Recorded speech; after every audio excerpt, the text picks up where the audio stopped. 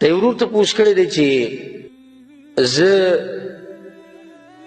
په یو ګناه کې اخته یم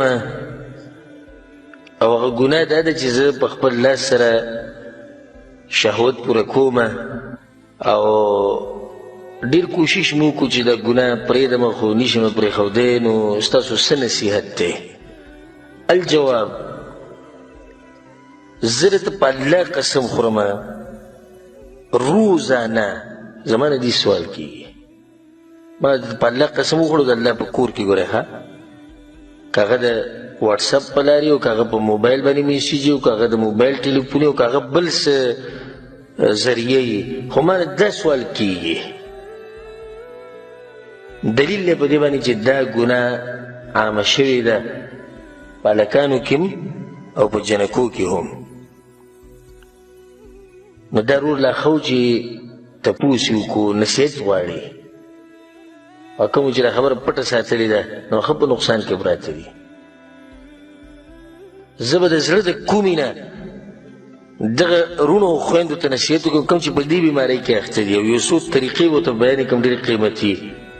چې دا طریقې دوی استعمال کړو په دې عمل وکړو دې ګناه نه به الله ساتي. اول خو دا خبره یاده ساتئ چې الاستمناء استمناء دې ته وایي په خپل لاس باندې مني ویسته که هغه هره طریقه خو د دغه استعمال پکې نه لکه زنانې مخې ته نه هلک نه په خپله ریږي او دغه شان زنانه هم کوي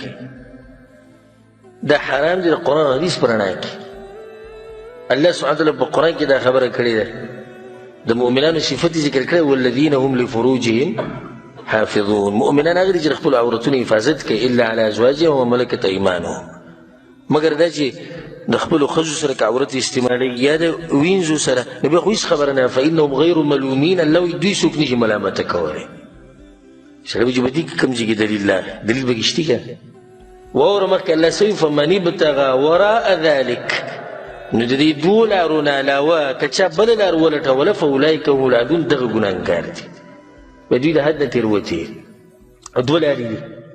الله دې ذکر وکړو یو شهوت پوره کول د خپلې ښځې سره دویم شهوت پوره کول د چا سره د وینځې سره درېیمه لار که هغه هره لارې په لاس باندې مني وباسي والعیاذ بالله پردې ښځې سره لګیا دی که دی هلک سره شهوت پوره کوي دا ټول په دې کې دننه راغلو دا کار حرام دی. حدیث کې هم د عبدالله بن مسعود رضی حدیث دی وچ كنا مع النبي صلى الله عليه وسلم شبابا لا نجد شيئا ومنګ ځوانان لکانو د رسول مخاطب بناشو او سره نو لکه سمال مال موږ سنو غریبانان ډیر ځوانان دي چې د رسول په خوا کې بناشو او غریبانانو او د رسول سلام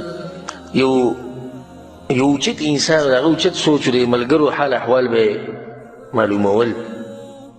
تپوس به کو تا واده کړی دی نه دی کړی کله به کې د رسول صم دا هرس دی چې دی د ګناهونو نه بچ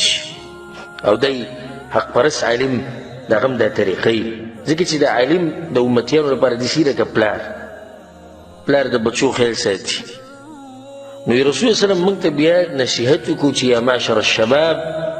من استطاع الباء فلیتزوج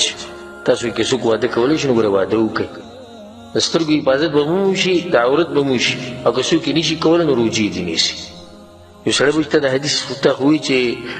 په لاس باندې شهوت پوره کول او په خپل شهوت پوره کول حرام دي دلیل دې په ده خو نو په دې کوم ځای کې دي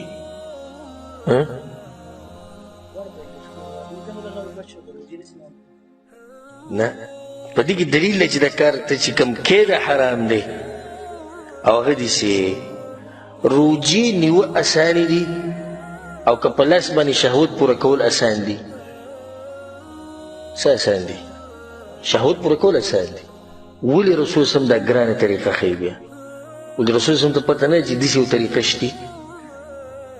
پته ده ورته که نه پته نه یې ښیي او ښه اسانه طریقه ده خو ویې نه وي چې تاسو کې څوک واده نشي کولی هغه خیر دی